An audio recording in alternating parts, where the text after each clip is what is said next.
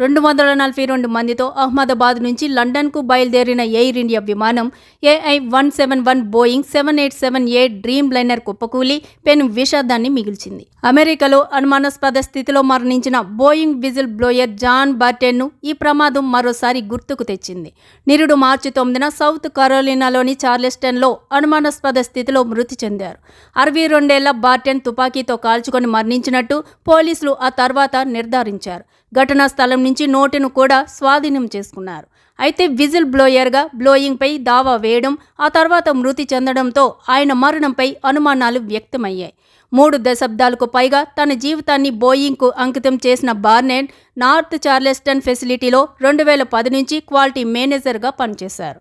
ఈ క్రమంలో విమాన ఉత్పత్తిలో భద్రతపై పలుమార్లు ఆందోళన వ్యక్తం చేశారు. మరీ ముఖ్యంగా 787 డ్రీమ్ లైనర్ విమానాల్లో భద్రతను ప్రశ్నిస్తూ తయారీలో లోపాలను ఎత్తి చూపారు. 2017లో ఆరోగ్య కారణాలతో రిటైర్ అయ్యారు. అయినప్పటికీ బోయింగ్పై దావాను కొనసాగించారు. 2019లో ఓ ఇంటర్వ్యూలో బార్నెట్ మాట్లాడుతూ బోయింగ్ విమానాల డెడ్ లైన్ సమీపిస్తుండటంతో నాసిరకం పరికరాలను బిగించాలంటూ కార్మికులపై సంస్థ ఒత్తిడి తెచ్చినట్టు ఆరోపించారు.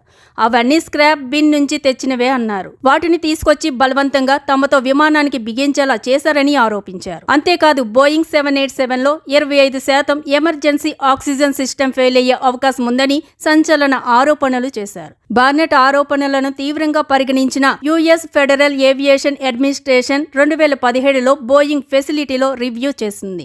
ఈ సందర్భంగా నాణ్యతకు అనుగుణంగా లేని 53 విడిభాగాల జాడ కనిపించడం లేదని పేర్కొంది. ఈ తప్పును సరిచేసుకోవాలని బోయింగ్ను ఆదేశించింది.